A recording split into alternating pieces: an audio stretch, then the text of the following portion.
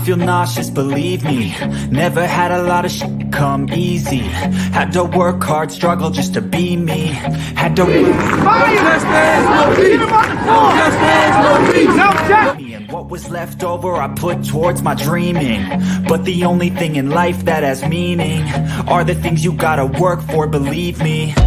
Take into your hands a plan, your own hands can land your own brand. And damn, I feel like no one takes accountability. They want the credibility, convincingly unwilling to put in the hours it takes to get some power. Don't be fucking sour, take a cold shower. Scream until you're louder, work until you're prouder. And all the doubters, they're just young downers. I swear to God they all let me down. I always fought. I can tell you that 7 years after Freddie Gray, that was 2015, spring, April, May. This is 2022. Communities like Sandtown, all we saw then and now in terms of investment was a renovated Western District Police Station and a new funeral home. That's what West Baltimore got. A new police station and a new funeral home. What kind of optics are they?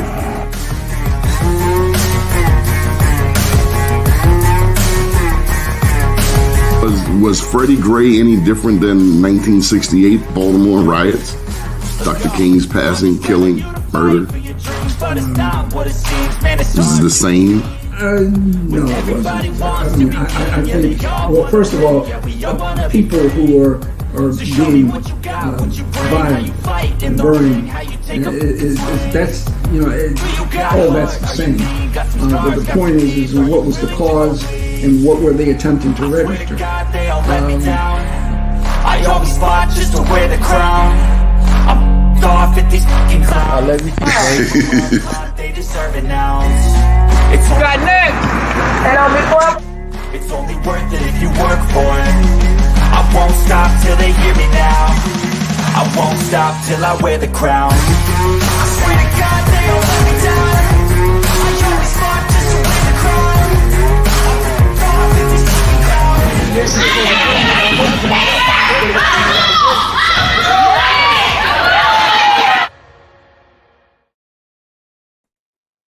I'd like to welcome you to the show. First name's Doni, last name's Glover, in it to win it for the long haul, baby. We have with us the one and only Marsha Jews. How are you, Marsha Jews? I am great, Doni Glover. How are you? Trying to stay out of trouble. It's such a difficult task at times. Special thank you to STEMCityUSA.com. Yes. Would you agree? Yes, I'm so excited. The metaverse, and we are in the newsroom, and you can go there and see all of our shows, and we are so excited. But that's because of the most incredible man, Tyrone Taborn, who created all of this. So we are very grateful. And before we bring him in, of course, he runs Career Communications Group. We have your fellow Piscean. Yes. Miss Catalina Bird. Hello, darling. Hello, bully. What? Wow, from one bully to another. Wow. Two bullies calling each other bullies. Okay, without further ado, man, the myth, and the legend, Dr. Tyrone Taborn. How are you, sir? Hey, Doc. Oh, Lordy. I'm glad to be with you guys. And the first thing I want to say, I want to reach out to all my brothers and sisters on the Republican side that have really believed in how we can move our communities across the finish line. We can disagree, but we don't have to be disagreeable. We are all community. We're all for America, and we're all for the world. And I have to tell you, the people who've helped me come across the line are some of the most conservative people, but they have beliefs. They believed in something. They did not believe in a person. They believed in principles. They believed in ideology. They believed in concepts. And I honestly believe that the way we become better is that we bring all ideas to the table. You know, some of these folks on the Democratic side are so damn left wing, excuse my language, I can't follow them. But I can't even follow people who are so right wing as well. Those are the fanatics on both sides. There's a world of us in the middle that believe in family, that believe in one another. We're all, I'm just got to tell you, I feel so strongly about this. And I just hate the fanatics that divide us, that takes advantage of ignorance. You know, I just, you know, because they don't believe in anything but power. But power. They don't have a real ideology other than power. So the people who surround what I'm trying to do in the metaverse, they're from the left, the right, the in-between. But they all want to make a big difference. So, Donnie, I'm sorry, man, that I opened up that way. But, you know, I saw something that started with bullying, and I needed to address that right off the bat. You know, this should not be about bullying. You know, if you believe in something, you stay about it, but don't attack the person. Stand up for the principles that you believe in. And I respect all of that. am inclined to agree with you. I don't know where Marsha and Doni went. Well, we're right here. We're just in the background producing. I take it, Doc, that you are taking the high road, and you want the rest of America to take the high road as well. Well, Donnie, this is what I believe. I believe that you know, I mean, don't put a label on people because they're, you know, Republican or Marxist or communist or leftist or fascist. I mean, there's good thoughts. There's something good in everything. You know, I mean, this is my belief about religion. Religious people insert their beliefs into religion. Spiritual people are able to get their livelihood from looking at something spiritual. Okay?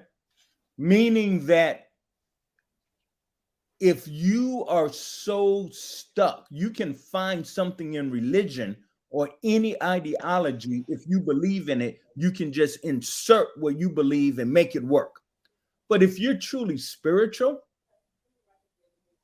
you will take in all of the knowledge around the world, and then you will get from that how you want to lead your life.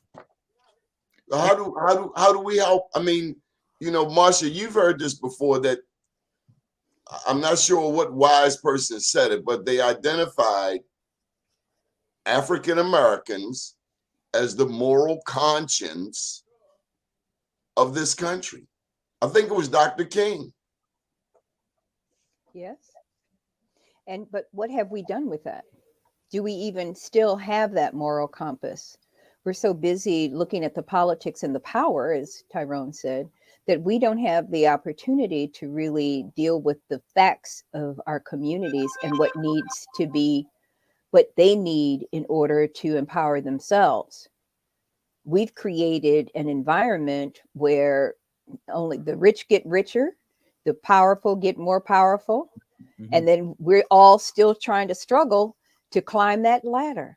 Hey, Marsha, just to let me say this, because I don't want to dominate the conversation. Oh, but you go ahead. I think this is an open conversation. But I do want to say this. I want to say the majority of Americans are in the middle. I mean, you know, what's been amplified is through social media, through a mediated society that I wrote about in many of my books that are out there. I write about the mediated society where certain minority voices are amplified and promoted, but that doesn't really represent us as a people. What does it represent then, though? If is it us or just segments of us? It represents the extreme. The extreme are the people who get the most attention.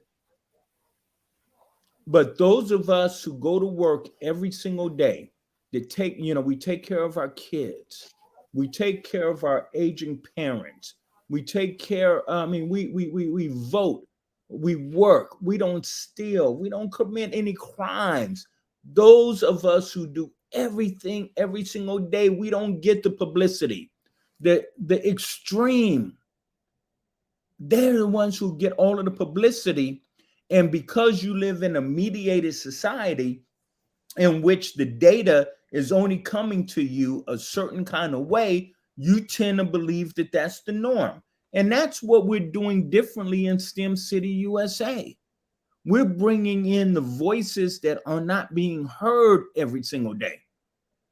I mean, I probably got more Republican friends than Democratic friends. Well, I'm getting ready to blow your mind. Go ahead, sir. She's been very patient, and we celebrate that. But Dr. Taborn, I always pay you your homage. That's due. You are certainly a legend. But this young lady here is actually our replacement. This is Catalina Bird. She ran for mayor of the city of Baltimore as a Republican, and she's actually just launched the Druid Hill Park Partnership, an umbrella organization which is inclusive of the contiguous communities surrounding Druid Hill Park, something like a Disney World. Is that right, Catalina? Yes, absolutely. Well, bless you. Bless you. I'm sure you would have I'm sure you have some great ideas about what should be done with the they call them squeegee workers. I call them people who attack my car and scare my employees from coming downtown. But anyway, what would you have done? She knows. No, they don't scare me. And the criminalization of adolescent behavior is one that backfires on the Black community, and we should be careful not to ascribe to, because they're there for a reason. These are not these are like 35-year-old people. The last guy who put his head in my car going to my office across the street on President Street. Okay. He put his head in the car. Is that what you said? He was not. Now, we're not talking about the adults that could be in jobs and are of age and able-bodied. We have real issues with the children, and when we talked to the children, we found out that some of them were indigent, some of them were homeless, had addicted parents, needed the money to feed themselves. That was essentially what was happening inside of our youth. Those are other adults. Those adults need to go get a job. There's plenty of workforce development money floating around the city. Plenty of people doing training for everything from HVAC to plumbing to even being a drone pilot. So there are pathways to employment if one wants to be employed. But the children were a different aspect. And so I separate the two. I don't even associate them with the same thing. Well, I'm glad, I completely support that. But as Doni, you ran for mayor twice. Yeah. So how would you address what this situation is? Because I was the first Black business in East Harbor. I'm right across the street from the Reginald Lewis Museum. Mm-hmm. I've been there over 30 years. And I have to tell you, I have never seen this city in such a condition. My people are scared to drive in. I have been attacked. Mm-hmm. So going to my office. So, so how would you deal with this? Differently, what were some of your ideas opposite what Brandon Scott is doing? Brandon's not doing anything with them. Former Mayor Pugh had created the Squeegee Corps. Recently, Micah took over a project that another friend of mine had started with the Squeegee kids, having them sell waters and things. But what I wanted to do differently than what Brandon wanted to do is bring the Squeegee Corps back, create a pathway. I did like the framework that Catherine had. It wasn't it wasn't sustainable. But originally they were coming in, they were getting entrepreneurship training, and being paired with mentors to start their own businesses, because essentially they are individual entrepreneurs. Some of them still use them, business cards, and they have their Cash App on it. But it's about the narrative. If we allow the narrative around our children on both sides to remain negative, then the energy is going to be different when you encounter one. I feel like I would have advocated for the children in a way differently than Brandon does. Then I would have also counted the narrative that they are all violent, that all of them are wrong, because everybody doesn't have that experience. But also, let's be mindful, they give back the same energy that they get a lot of times. I mean, I live near an intersection that has squeegee kids, and I see people cuss at them. I see people throw things at them. That's unacceptable, and so, but it's allowed because no one's going to call the police on a white woman throwing something at a black kid on North Avenue, right? Because we've allowed the narrative of our children to be that degraded. Can I say something? Can I say something? Yeah, Donnie, please, man. I mean, help me out understanding when somebody comes up to my car. I got you. And they stop. The light turns green. They're standing in front of the car. I wave them away. They throw something on my car. Then they come in and they reach in my car. That's what I've gone through. I got you. So at North Avenue, headed eastbound, at North and Mount Royal, North and 83, you want to go on to 83, right there at that corner, which used to be occupied by the Nation of Islam brothers selling bean pies. And they would never come up and bang on your car. No, but you know who's at that corner now? It is transient addicts who do not match the majority demographic of East and West Baltimore, who come toward your car aggressively, automatically with their hand out. And I'm talking about our white brothers and sisters who are panhandling, but they then take those proceeds, go to the drug corner, and they stay in the black community shooting dope. And so they are then sleeping and taking over vacant houses. They're squatting. We see that every day. I don't see squeegee kids. And they were shaking the kids down at one point in time. I mean, we had to go to North and Mount Royal and intervene. I know who you're talking about. There were two white guys, neither of whom are homeless. One had a sign that said "Too ugly to prostitute." The other one had a sign that said "Spread some cheese on this cracker." They're well known. The one that became the face of supposed homelessness isn't homeless. He lives in Dundalk. People know him. He goes home. He changes clothes, and he stays in the city for a week. His family left him the house because they didn't want him to be homeless when he became an addict. At one point in time, they were harassing our youth, and they were taking the money they were earning from the squeegees.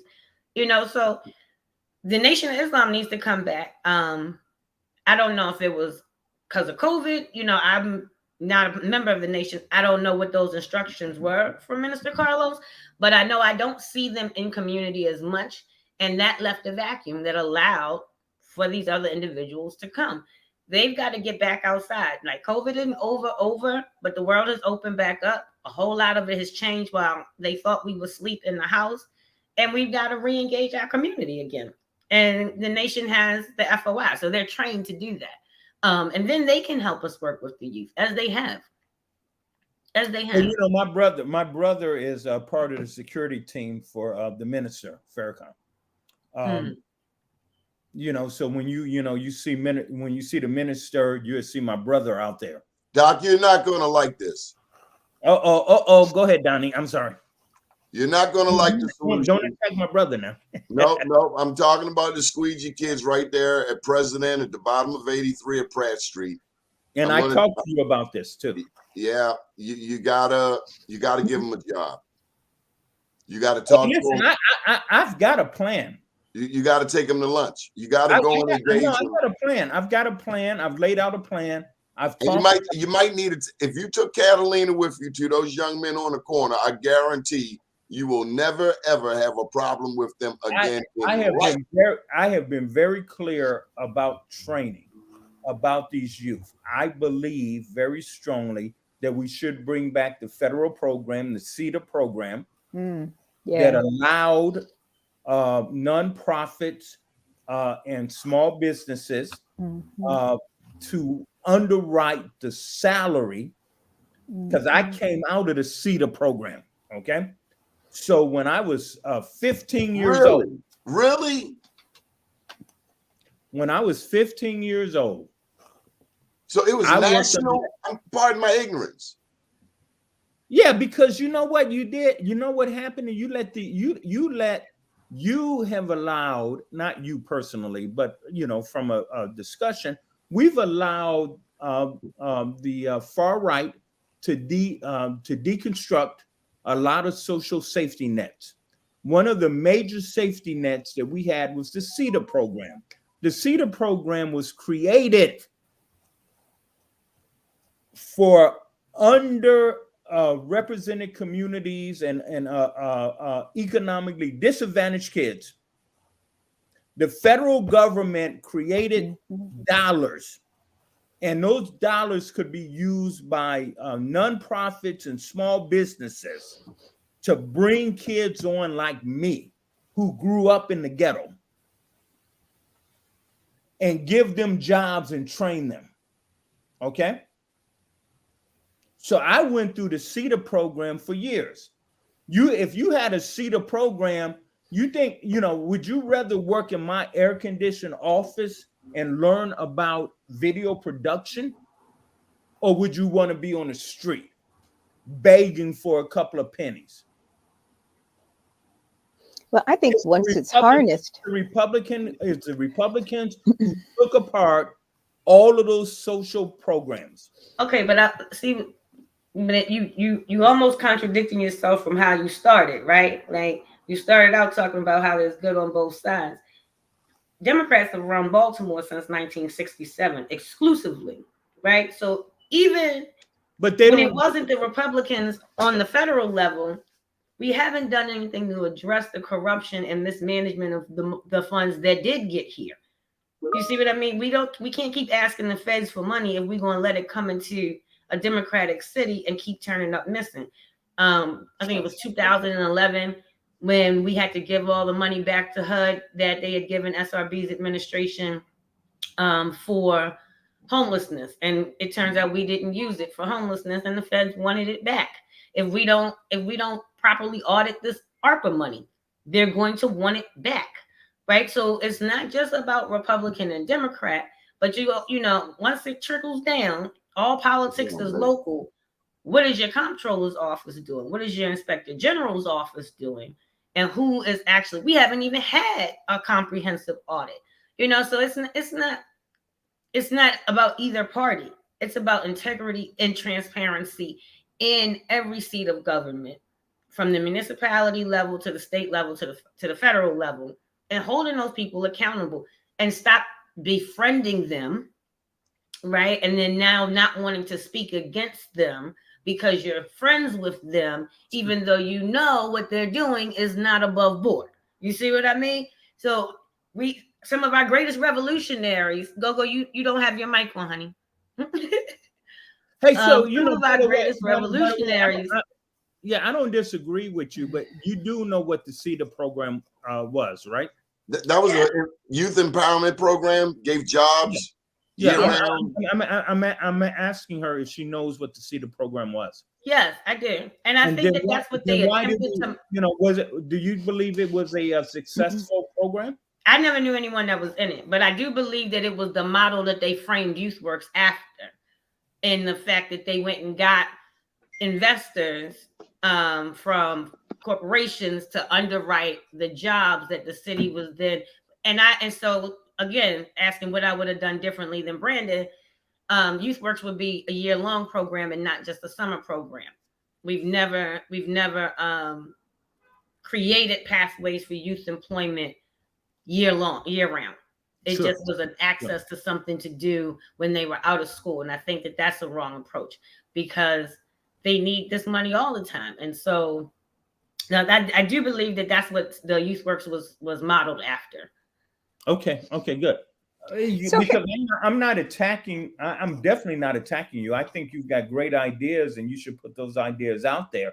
But the issue of how would we deal with the kids who are out there, the CETA program was a very effective program that changed the lives of hundreds of thousands of underrepresented youth. And got them training. I'm a shining example. One of the leading Black businesses, according to Baltimore Business Journal, I'm one of the top 50 Black businesses in Baltimore.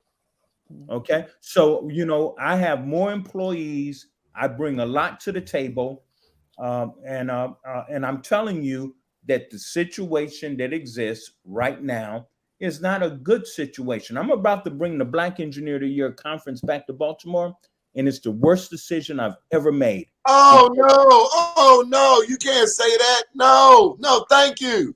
Oh, We'll come back to that, Donnie, and I'll tell you why later, okay? Oh my God, get him an Advil PM. I'm locked to bring the conference back. I'm bringing the conference back. I've signed under Kathy Pugh, who did a wonderful job to do that. But I've got to tell you, the city has gone down so far, so low, that I'm almost in comparison embarrassed to Winnow, that I'm going to bring millions of dollars. Okay, let me just do something real quick, because we have a gentleman that has joined us, and I just want to make certain that we don't lose him. Mr. Lee Vaughn Jr., how you doing? Welcome, man. How's everything? Good afternoon. I'm well. How is everyone? Good. Could you just give us a couple of sentences about yourself? Couple. That's hard for a radio host. I know. Good afternoon, but you know everyone. how to handle it. It's okay. So my name is Lee Vaughn, as everyone said. I am the host of Real Radio. That is the acronym stands for Radio Established to Address Life. I'm also the co-partner with Doni with respect to the Joe Mann's Black Wall Street Award Series. I've done several of those independently and numerous of those with Doni over the past 6 years. And this includes cabbying, what do you call it? Taxiing Marsha Jews around New York City without police protection and warning. So yeah, that was a right. But we made it happen. Yes, we handled our business, right? Yeah. Mm-hmm. So we're talking about what's going on here in Baltimore, and the Black Engineer of the Year Awards Conference is coming back to Baltimore. We are coming back. Which has, I don't know how many hundreds of thousands of people who come through those hotels and convention center. Well, Marsha, let me put it this way. When the conference, as you know, and you worked on this, and Doni has been a part of this. This is going to be our 37th year of the Black Engineer of the Year conference. We pulled out about 10 years ago out of Baltimore for a lot of different reasons why we pulled out. Prior to that, in February, not one hotel was in the red. Not one hotel was in the red. Because we filled millions of dollars. Marsha, if I'm lying, tell them that. Oh, I know, because I was working for you at that time, right? Millions of dollars. Economic input. When we pulled out of Baltimore, the Hilton and everybody else, they never made a profit in February again. Ever. The numbers were staggering. Every hotel downtown and surrounding area was full. Millions of dollars outside of Baltimore. Now, because of Kathy Pugh, she got things right, and we signed a contract because our conference is so large. The Baltimore Business Journal had us as the 20th largest conference based on hotel rooms. That's how you really measure conferences, not on attendance, on hotel bookings. We were the 20th largest conference in Baltimore. Okay. Yes. So when Kathy Pugh and made sure that we were treated properly. We signed a contract to come back to Baltimore. Okay. And now that I'm back in Baltimore and I'm looking at coming back into the city, the deal we signed is a horrible deal because we're in hotels where they don't even have, we're at the Renaissance to put students into the rooms and the doggone thing is closed down. There's nothing happening in downtown, in a harbor. So I'm bringing in Fortune 500 CEOs. I'm bringing in the secretaries. I'm bringing all these military people, and the city is not what it was. That's all I'm saying. When does it come back to Baltimore? The dates, we're Tyrone. in the Lord, what, 2 more years, Marsha? Okay, so the next one coming up, 2024. 2024. We come back to Baltimore. And so, I think that there were a lot of things that contributed to that. First of all, the city shouldn't have been in the business of owning hotels in the first place. Well, I agree with that. Okay. I agree with that. We got other things and so they turned a profit in February when you were there, but they were in the red for all the years that they've been in existence. No, they went in the red when I pulled out of Baltimore. They were in the red outside of the month of February. They were in the red all the other parts of the year. Bob Ehrlich wanted them to sell the Hilton, but because he was a Republican governor, they wouldn't. I've had these conversations 1,000 times. Because of climate change and global warming and rising costs of rent in Harbor Place, that's why businesses started to leave. The closing of the gallery is going to have a direct impact on the Renaissance. But to say that you already regret it, a Black developer by the name of David Bramble, MCB, who is one of our partners in the Druid Hill Park Partnership, has the contract is who got the RFP to redo Harbor Place. So you don't know what's going to be there by February of 2024. Don't project that into your future when it's as if the conference is coming tomorrow. You see what I'm saying? There's power in your words. So if you keep speaking the defeat and keep speaking the decline, it makes the people who are still on the front lines, like myself, it makes our job that much harder. So do you know anything about the Black Engineer of the Year conference? Yeah, I've attended. I think I was even on some panels because Marsha just be making me do stuff. I don't even usually be on air with no hair on. Why is it that no one's reached out to us? And you look beautiful. Let me just tell you, natural. You go. Okay, Dr. Tabor, her daddy. Let me just, because I see she already got her 45 laying on the table. Let me just. No. She's cool. I like her. Marsha, I don't want to let Marsha let you walk into a stick from the beginning of saying that I'm not worried about him. He can handle himself. He can handle his business. Yeah. No. Okay. I'm just saying. Listen, I'm committed to Baltimore. He's committed, Kat, but he's I already signed the contracts. I'm bringing back the business, but we can't just poo-poo things away. And I'm just telling you, and I've sat down with Al Hutchinson and we've had these discussions and these are real issues. So, I know what I'm getting into and I'm going to make the best of whatever lemons I'm given. Okay. I'm going to make this happen. I will, I worked real hard to bring out. No, Doni, this is important. I worked my butt off to bring Bea back to Baltimore. I worked my butt off because Washington, D.C., Philadelphia gave us great deals. Okay, so I've worked my tail off. I was committed to this city. Marsha knows that. Okay, and it took Catherine Pugh and Al Hutchinson to work with me, not to give me anything special, but to give me what every other city was giving us to bring millions of dollars to the Baltimore city. And all I'm saying is a person who's been in downtown Baltimore, had their company there, one of the largest minority-owned businesses in Baltimore, I've never walked away from this. And you know what I know about the mayor? I never even met the mayor. You want me to introduce you? No, what is it going to do for Yes, me? yes. All right, go ahead. Make it happen. Let me just say this. Let me just say this, because I've been around this organization over 20 years in a leadership role. And I need to be able to say this because it's critical for a Black corporation,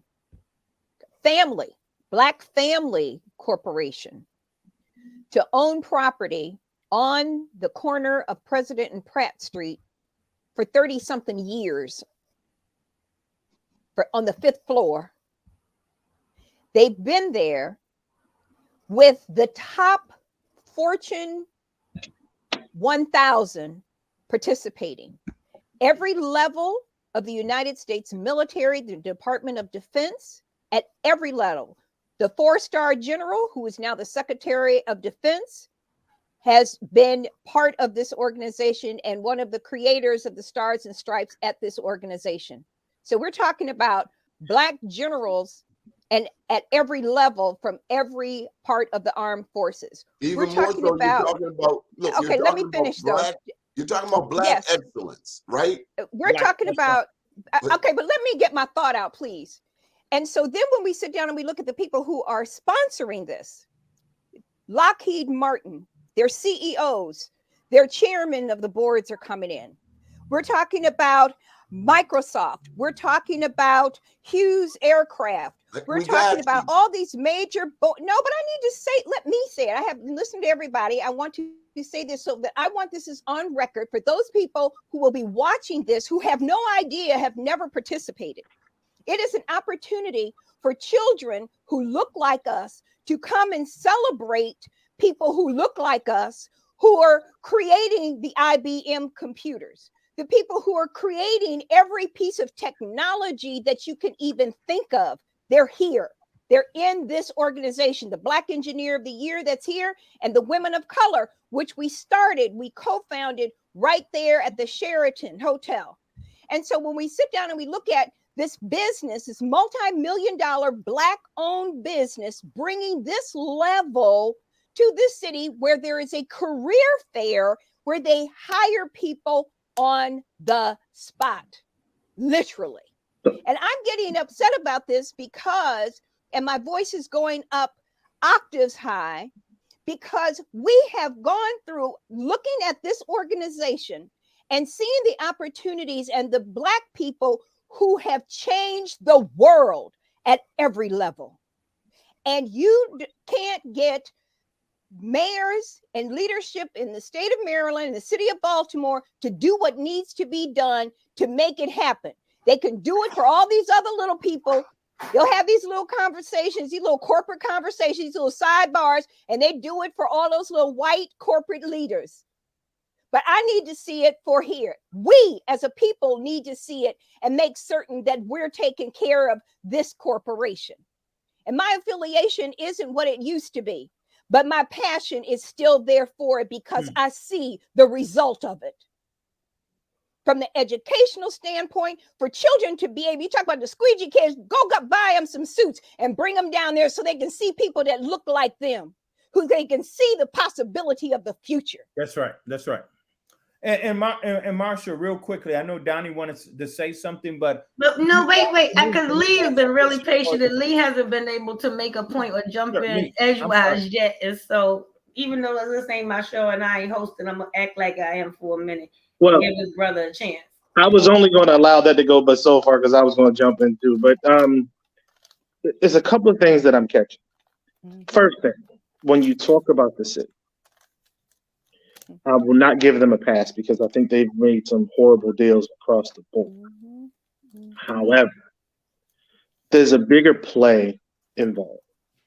And I think Baltimore in 10, 15 years will be looked at as a smart player in that game. And I say that because the goal is to really join DC and Baltimore together to make a metropolis. That is the goal. And you say that the city should have never owned a hotel. The city was trying to be smart, and they thought it was going to happen a little bit faster than it had. The stalling of So that was kind of that was They her didn't have point, the that the city leadership. shouldn't own it. Right. Okay, Right. so let's just make sure we attribute who said what. Okay, but I do tend to agree with her on that issue. By the way, I don't disagree, but again, they but thought that was her comment. all right, Doc. They thought they were being smart. Well, they were being smart. They got in. They thought it was going to happen sooner than it did. They were. Again, it was a gamble. It was a gamble. On this platform, I don't have to lost. censor myself. They And I lost the left game. politics and media, and I'm retired. Let's be very, very clear about why we own a hotel, right? Go and follow the money. Look at the developer that got to build that Hilton. And who was that? And then look at whose coffers he filled and how he also now owns a casino. And who was that? There's some things that happen. This isn't all about just the city failing. Let's understand the developers who fund the campaigns because they want the person in office that's going to allow them to build the things that make them money. This isn't about having a futuristic vision for being a smart city 15 years from now. We were ahead of the curve. No, let's not even pretend and play that game, because that's not what it was. Again, I'm not giving them a pass, but I can see where they thought it would be advantageous. That's just to the conference. It's coming back in 2 years, roughly 2 years, and to Mittsburg. Hey Lee, let me let me share this with you. Again, you know, Black Engineer of the Year is now going into its 37th year, right? Mm-hmm. The first 20 years we were in Baltimore. Okay. I was very much involved, and I sat on the Baltimore business board because O'Malley appointed me to that, even though I did not support O'Malley. Thank you for that. Carl Stokes, but O'Malley still put me on the board over at the Baltimore Business Bureau. That hotel was designed. You should be able to bring in, for example, a conference room. When we signed the deal with them, all of the conferences, seminar rooms could be held at the conference room. And then at the last minute, the union pushed the issue and those rooms were cut down in capacity. So that meant you could not hold our conference, which is so large. We could not put everything in that Hilton hotel. We still had to go buy all of that space in the convention center to hold our events. And that's what made it absolutely not economical. Right. We got charged $100,000 to put orange juice after you remember this, Marsha? And Sheila sat there, Sheila Dixon sat in the room with Arnold Williams and all of us, Brody, because I before I pulled out of the city, we sat down and we talked about that. They charged us $100,000 in a surprise fee to put orange juice at breakfast. That was called a tax. Yes. You were taxed. That's Yep. Now that's a stick up. That's not a tax. That's a stick up. Yeah. right. That's what the squeezy kids are doing at the corner of Pratt and 83. It's just a tax. When I was in Ethiopia, we left Addis, and we went out to Ambo Town. Everything was fine. But when it got dark and we was going back home, they had a makeshift crosswalk. Like you can't go through. And A toll. Who's there with the AKA, and you got to go in your pocket. But I will say this, just to be fair, I am not going to beat up the mayors. I will say this: Sheila Dixon, who I held a fundraiser at my house for. I will say that Stephanie Rollins, they did their best to appease me. They really did. Okay, but it just didn't make economic sense. But they did their best. because they really are in the conference business. But the final thing I will say, it took Kathy Pugh, when she got in, she said, we're going to make this work. And that's why we've got a 2-year deal to bring BEA back to Baltimore. And Al Hutchinson, love him to death. I love the city. I want the conference to always stay in Baltimore. Okay. I want to be very clear about that.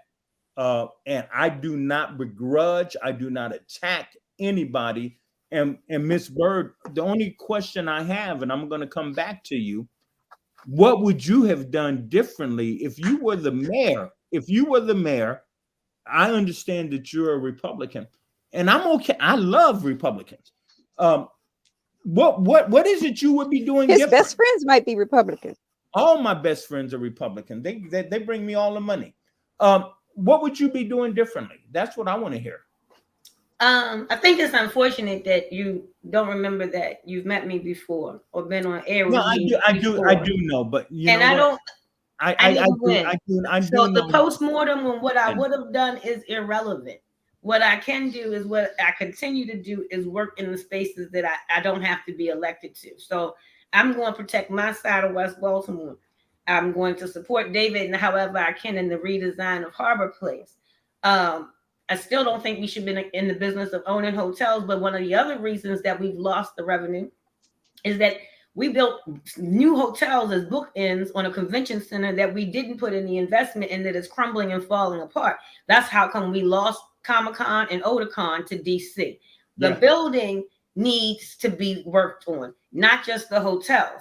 Okay. And then should we privatize it? Should we privatize the convention center? I would be completely fine with privatizing it. The more things I can get off the city's books, since 80% of our budget goes to BPD anyway, no matter what the need is, the more things I can privatize and get off of our budget, the better. Right? So when I was in North Carolina in 2008 on the Obama campaign, I noticed that trash delivery was not a service that was run by the municipality. It was a privatized contract. We could do that and create more jobs and create pathways for returning citizens. I thought you said the city is not in the business of running hotels. Would they be in the business of privatization? I mean, we just had that on. I said we shouldn't be in the business of owning hotels and relying on their profits that have been projected but have not actually been made as part of our bottom line in our budget, because they're never going to take any money from the police. They keep taking from the fire department. I don't have any problem personally with Sheila Dixon, but we've allowed multiple administrations to treat our first responders as if they are stepchildren to BPD. They close fire stations. It impacts response time. There aren't enough ambulances. They don't have all the ladder trucks they need because of how much the truck costs. At one point in time, if we had a fire about 6 or 7 months ago that was in a building that had more than 7 floors, they wouldn't have had the equipment necessary to fight that fire or save those lives. So, we don't have to be in the business of owning real estate. The services a municipality is supposed to deliver, trash collection, we can privatize that and let those companies win the RFP, allocate what's going to be for that, our match, and let them do that. And let them do what they do well. Waste Management that was in North Carolina is a national company. Other parts of the state use them. Everybody does it. And Baltimore is unique in the fact that we don't do anything that the other 23 counties in the state of Maryland do. We don't have a volunteer firefighters. I mean, we ain't going to pay them and we're going to keep closed. We should at least let the people who are able-bodied want to volunteer because they don't have it.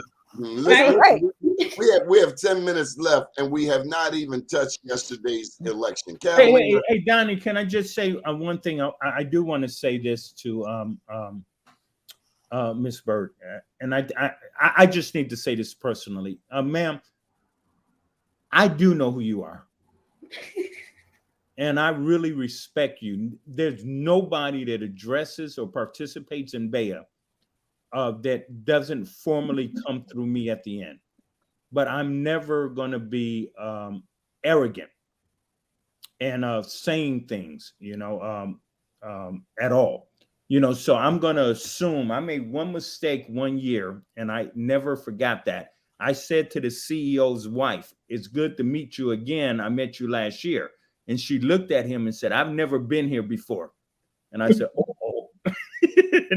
Now I mean, so I never jump out there and say that I know you, until you establish that, because I don't ever want to embarrass you, because you may not want, or other people may not want to be associated, right?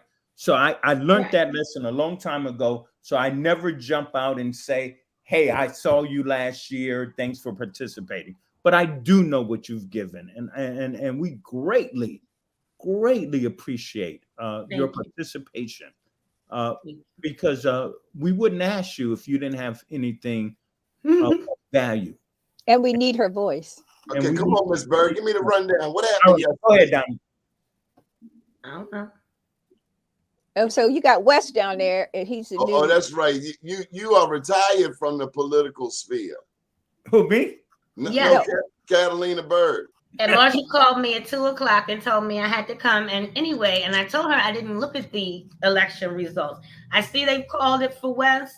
I hope that these numbers hold, because they still have to count the provisional ballots and the mail-in ballots.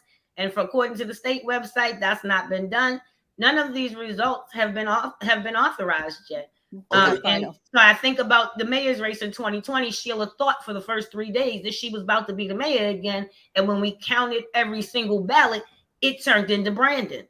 And so, well, how about this, Catalina? What about this? In terms of the state making history, electing its first Black governor, would you agree that this all started 20 years ago with your compadre, Bob Ehrlich and Michael Steele? It started before that. My mom was communications director when Eris Allen ran in 80-something. Like, we've been trying to make a Black governor. I'm happy that this is the one that we made versus the versions of 2014 and 2018. They tried to serve my community. I ain't want no Andrew Brown, and I definitely didn't want Ben Jealous. So if this is the Black Democrat I got to choose from, then this was the one. At least I know. Tell us what you really think. Tell us what you really think. Y'all want me to come off the bench? I don't even know why y'all want me here. You know I don't care no more. I ain't beating up on that. You know what? I can give an amen to what you just said. But I ain't got no problems with any of the other ones, right? But I do believe very strongly. I talked to Anthony Brown earlier today. I talked to Wes Moore. These guys are all on my speed dial. And I've got to tell you that I feel since Reconstruction, the only third Black elected person, I feel very strongly about that. And that's why we held that event at my house. And Doni, we raised over $80,000 from Black folks for Westmore. That's a beautiful one of the largest fundraisers. We had everybody, Adrian Jones, everybody. But I don't think here. You can celebrate West, but don't celebrate this. Look at the numbers. Turnout was abysmal. We've still not done anything to address the fact that turnout has decreased for the last 20 years consecutively. Everybody do voter registration events. Nobody does voter mobilization. Yeah, it's not a win in a state that has over 1.5 million registered voters and less than 100,000 participated. Yep, there were only 4 people where I voted. 4 people, including me, where I voted. Oh, Marsha, you went out the house? Yeah, I went to vote. I'm always yes, vote. Marsha has been in the streets. Yep. Well, I voted late last night, and there were still folks trickling in at the last minute. So I was proud and happy to see that. And when I say late, it was late when I voted last night. I went around lunchtime. The numbers show that There's a lot of people that threw up their hands and said, I don't give a damn. Midterm elections are always lower turnout, right? Because you don't have the juice of the presidential at the top of the ticket to drive it out. But that's not to say that if people, it's November the 9th, my door never got knocked for either campaign. I live in a district that was heavily supportive of West because my state senator, Antonio Hayes, is heavily supportive of it. I didn't have a single door knocker. I didn't get a single piece of mail. What? Campaigns are won in the field. Signs can't vote and neither can hope, okay? And you're lucky I believe that to be true. That the numbers added up in your favor because there was a possibility. And I watched it happen. I felt like 2014. The Anthony was so arrogant and he knew he had it in the bag. Yeah, he did. And then they woke up and Larry Hogan had whooped their So, yes, you know what I mean? Like, badly. They get too complacent.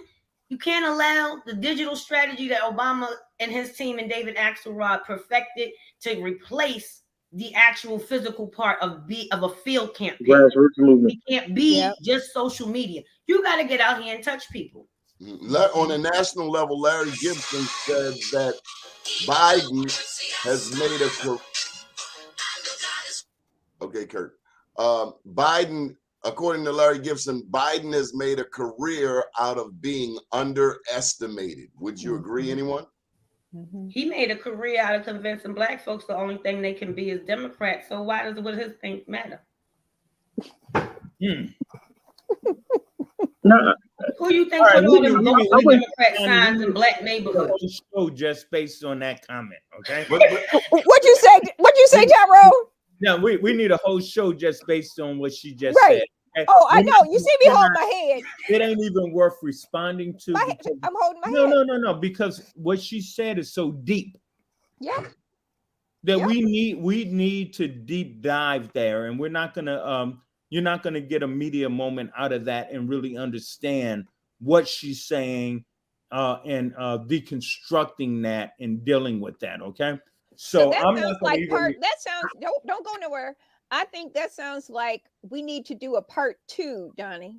Oh, we're back and forth. No, we do. I mean, because what she said is powerful. I mean, and we need to address these kind of issues. You know, the problem we have, we live, my book with the MacArthur Foundation that was published by Johns Hopkins Press. I talk about mediated discussions. And the problem is that everybody wants to get doses of information in 10 seconds. We're not intellectually drilling down. My sister here, she's bringing up things, but there's things that are important. Yes. That she has to present.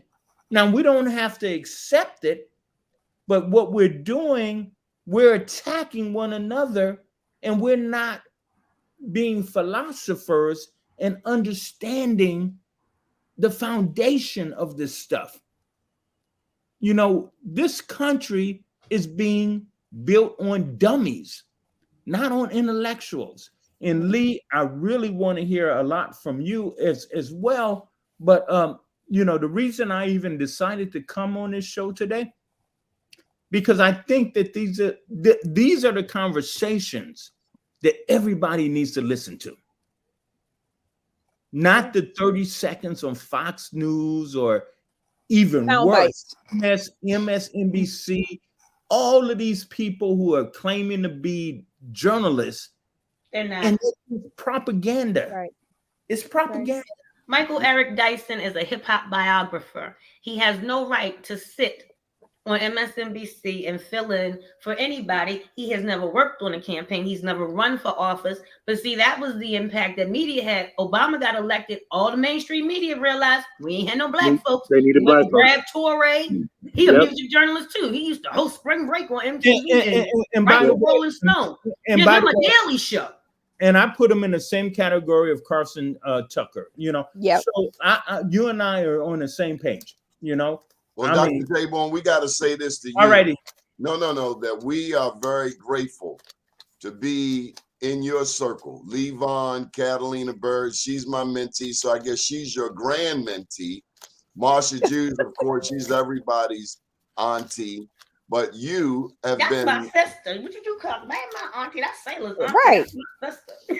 you've been the quintessential example of the black press here in America. You stand on the shoulders of John Russ Warm, Samuel Cornish, Frederick Douglass, Ida B. Wells, and all of those legends, Ethel Payne, who afford black people a voice. And Levon does it in his radio show, Marsha in her show, Catalina in her former media career, former political career. Whatever. On her way back. On her way back. She never left. But thank you for affording us this platform. And thank you for STEM City. Tell us about STEM City before we close out. And the metaverse. And the metaverse. Hey, Metaquake. listen, we're about to change the world. We've won 1 million, over 1 million people. Not 1 million. 1 million people in China. Oh, okay. Listen the to new me. numbers. What were the new numbers? Oh, 12 million people that just came to our website over the year. I sent that to you and Marsha last night. Yeah. Okay. 1 million people listen to my. That's huge. That's huge. Congratulations. No, it's not about me. It's about us. Thank you for not moving from Baltimore. You might have took the conference. I'd have took it somewhere too, but thank you for staying here. Donnie, and look at Keith Scales, Omar Muhammad, Robert Ingram, Edwin Avent, Donnie Glover. Countless people came through his shop. He's put food on our table, especially in the middle of winter. You know, ain't no damn contracts in February. I know. Hey, Lee. Hey, Lee. Mayor was here. I was on the board of the Black Chamber of Commerce, so and that was when Lance was president, and he was being a tech person, very much drove for us as the Black Chamber to be involved. For real. But can Tyrone finish with the STEM City Metaquake so that because we're going to close this out in a few minutes, and I just want to make certain that you say and give us the information. Here's my dream. I'm gonna close it at this. Okay. The metaverse is built on decentralization of technology, and it's built on blockchain. My goal before I die is to create at least 100 women and minority millionaires. I can do this. I can help you. I can do this. Because of how we're decentralizing technology. I know what I'm doing. I know where we need to go. I've got tons of people behind. I want to create a minimum of 100 women and minority millionaires. Sounds good to me. My banker loves you. Thank you. Marsha Jews, thank you. Thank you. Thank you, Donnie. Catalina Bird, please put a plug in a description, brief, if you will, of the Druid Hill Park partnership with Zane Cypress, Dale Terrell, and of course you, the founder or co-founder, but certainly you're the visionary, chief visionary officer with the natural hair. We love your hair. Thank you. I just didn't have time to put it on. I got it over here somewhere. Druid Hill Park Partnership is my youngest child, is the best way to put it. It's my baby. We knew it was a lot of money coming into the park. There's a lot of investment happening. We didn't reinvent the wheel. There's a Southwest Baltimore partnership that is the fiduciary partner for the investors and the municipality in the Hopkins Biopark expansion. Charlie Duff has Central Baltimore partnership and all that they're doing on North Avenue. We had to create an entity, and in business, as they say, it's about who gets there first. So, okay. So, real quickly, you said you made an offer for me to, even though I contributed to his campaign, you said you're gonna reach out to the mayor. How about 10 o'clock tomorrow, having a conference call? I have to text him and see if he's available. Tomorrow is Thursday. It's not Wednesday. I want to put it out, because I've been saying, I told Kwaisi, I've told Wes, I've told everybody. The mayor has never, even though I've and can't get a call back. Business, the mayor has never reached out to me. Okay. So we're going to work that out offline. Okay, that's going to be fine. Levon, put your final comment on. Tell them about Real Radio before we get out of here. Thank you. First off, thank everybody. I appreciate the invite. Real Radio is on Saturday mornings from 11 a.m. to 1 p.m. We're on TuneIn, we're on Spotify, we're on Amazon, basically anywhere you get your podcast. Again, Real Radio, that's radio established to address life. We're live Saturday mornings from 11 a.m. to 1 p.m. Eastern Standard Time. And his real claim to fame is not the United States Air Force. His real claim to fame, again, for the record, this man not only drove Marsha Jews around New York City, but he drove Donnie Glover and Marsha Jews around New York City. Give that man a Black Wall Street award. The fact that you survived in the car with both of them. Hey, by the way, it was not easy. My book is out. My book is out. Let's see. I love it. Let me see the. Yeah, pull it a little closer. Outstanding. I love it. Metaquake USA. Yep. I didn't see that part. So I don't know what you all are doing this evening. I'm sure you saw, but Aaron's art exhibit. This is the second night. Last night was the opening night. Where is Diary it? of a Mad Black Artist. Oh my goodness. First show. I'm cutting you, Cat. This is for you. Doc. Yes. This lady is a comedian. Oh my God. You should be there. Yes. No. Live with that. Can you do a night, a stand-up at Bea this year? Sure. Yeah. All right, good. But if you are available, we got you. I want you to do a stand-up at Bea this year. Okay. I can do that. We got you. Is that's in Prince George's County, right? If you are available to come out between 6 and 9 tonight or 6 and 9 tomorrow to the Guilford Hall Brewery, which is right on Guilford Avenue, 1610 Guilford Avenue, for my brother Aaron's show, Aaron Maven. This is his first solo show in over 2 years because of COVID. Lots of new art, great new pieces. And so what I do is Marsha will tell you, I have a village, so I appreciate you making me that offer. But tonight I'm trying to hustle some art because my brother got a lot of kids. You know what I'm saying? So come buy a book. You got a book. Come buy his book. Come buy a piece. If you'd have made all these millions, you can afford an original. You don't even need the print. Come holler at us. We 1610 Guilford Avenue. The name of the exhibit is Diary of a Mad Black Artist. It's on the 3rd floor. We'll be there tonight and we'll be there tomorrow, 6 to 9. A lot of kids, huh?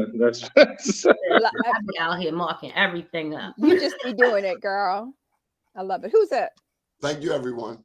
Hey guys, thank you so much. But listen, hey Marsha, can you tap in and get her over to Brian so we can get her into the working on the stimulating lounge? Yes. And do the comedy show. I think okay. I am so excited. Okay. Hey, listen, I hang out with Chris Rock. So, did you see the pictures of me and Chris last week? I did. Mm-mm. We got to work on that. All right. Now, I expect you to be better than him. Needs to hire me to be the photographer. I love Black women, so I woke up better than him. I woke up. Yes. Oh, you starting. All right, guys. Y'all funny. Love y'all. Love you guys. Love you. Good night. Thanks, Doni. Good day, everybody. Thank you. Have a good one.